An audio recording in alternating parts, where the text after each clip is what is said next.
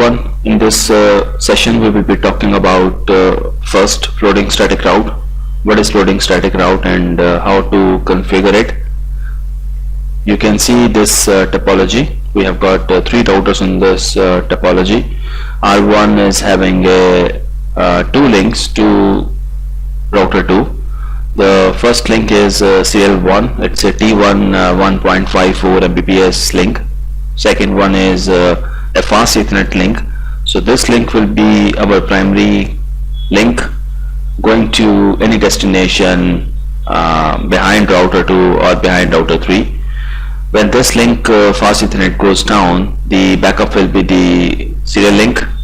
So this we will achieve by configuring the floating static route on router 1.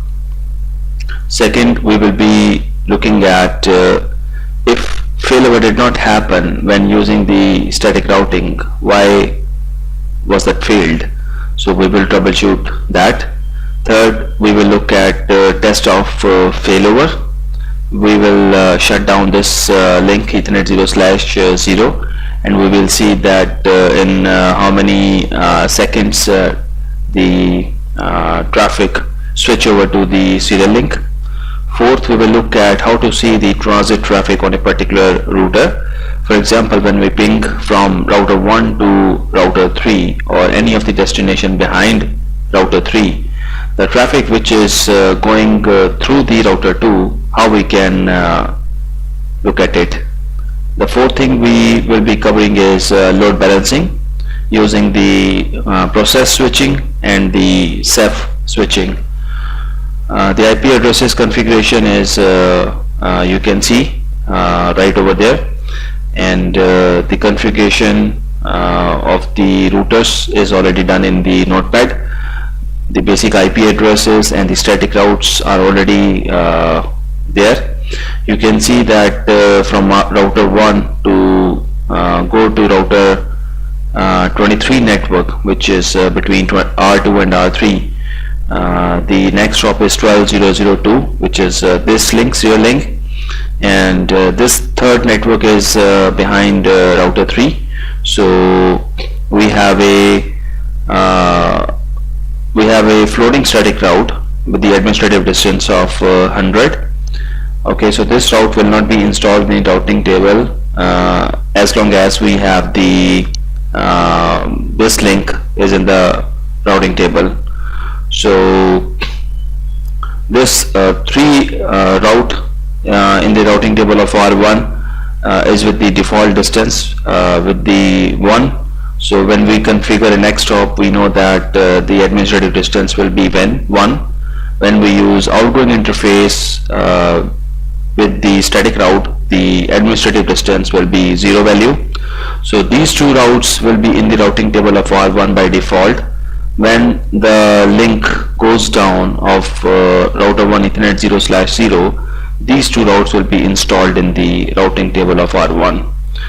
So we will copy this configuration on all the routers first. What is this is line console 0 and logging synchronous. So whenever we type when we are typing on the router, we don't get interrupted.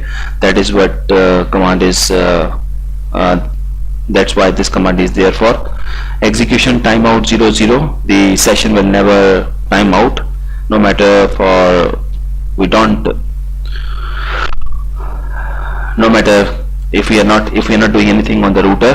This session will never time out. No IP domain lookup. This command is there. If we type something wrong on the keypad, it will not hang. The session will not hang. We have a couple of alias commands. Alias execute 1, show IP interface brief. When we press 1, this command will be executed. When we press 2, show IP route will be executed. So I'm going to copy and paste on all these routers. Now I'm going to copy paste the configuration. First R1,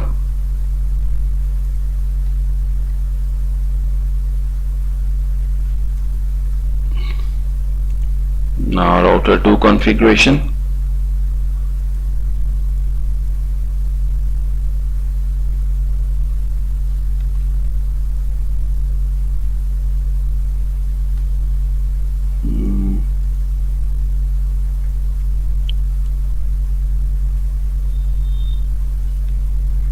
router 3. Okay, so we got a error, the inconsistent address and mask. Looks like we made a mistake somewhere. Okay, so it should not be the IP address, it should be network ID. Now let's go to R1 and see if we have got connectivity to network 3333, which is behind router 3 or a loopback of router 3. So we can see that to get to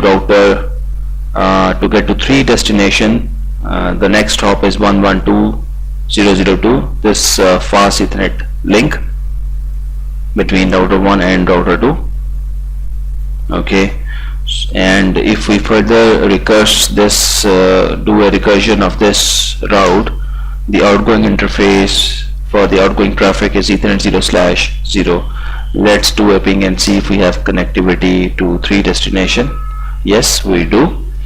So when I did show IP route, you can see that the administrative distance by default of static route is distance 1. When we use a next hop or the next hop, if we use a outgoing interface with the static route, for example,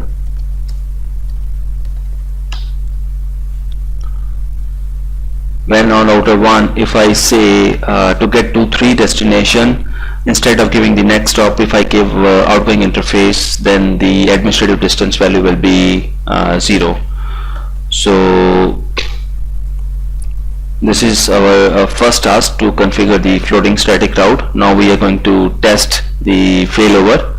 Okay, so what I'm going to do is, from router 1 I'm going to send a continuous ping of 10,000 packets to 3 destination.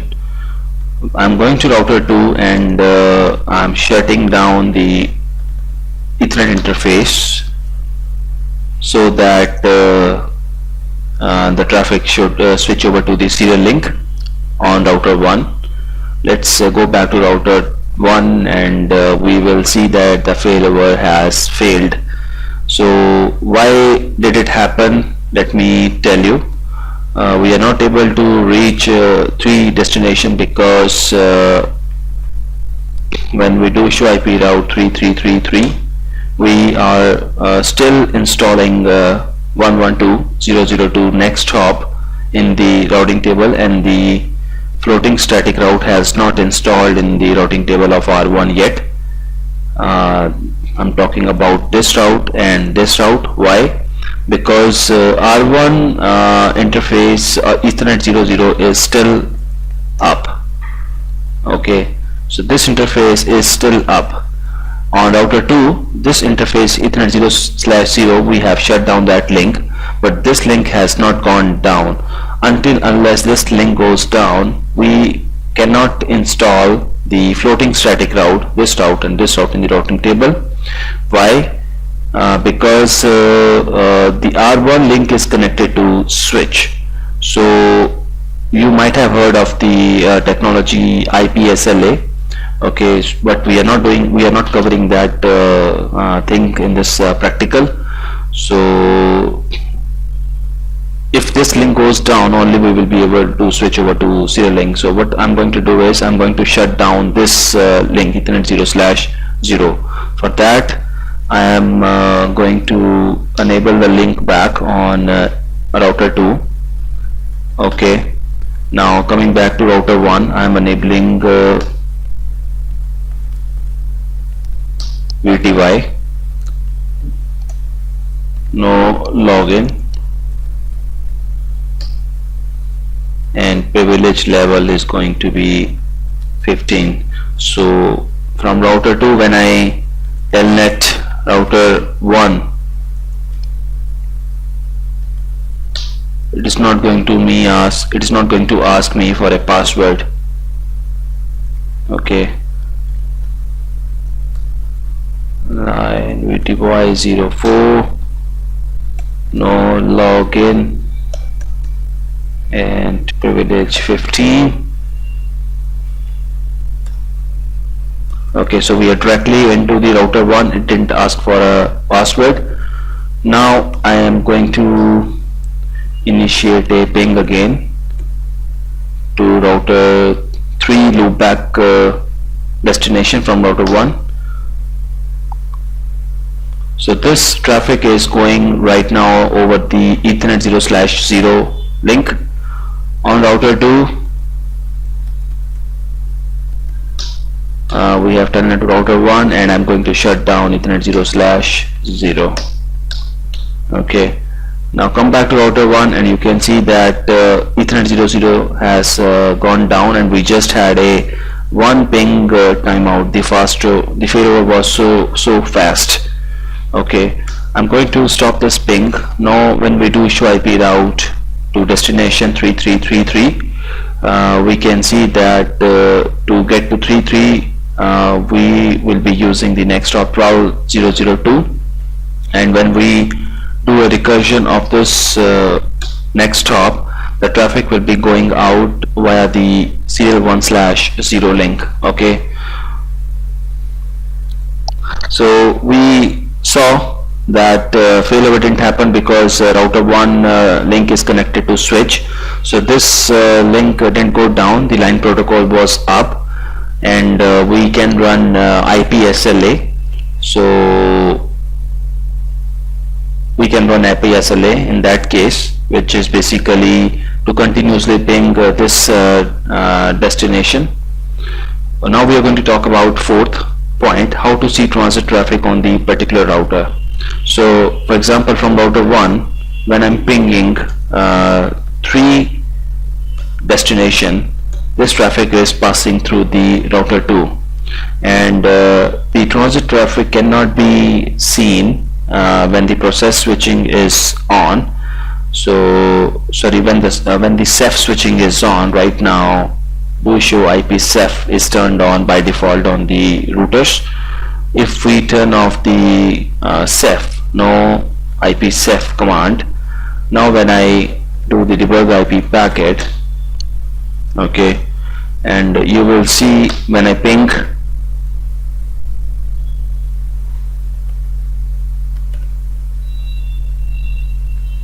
right now I'm on router 1. I need to come out of it. Okay, then turn off the Ceph and do the debug IP packet. Come back to router 1. On this router I need to turn off the Ceph.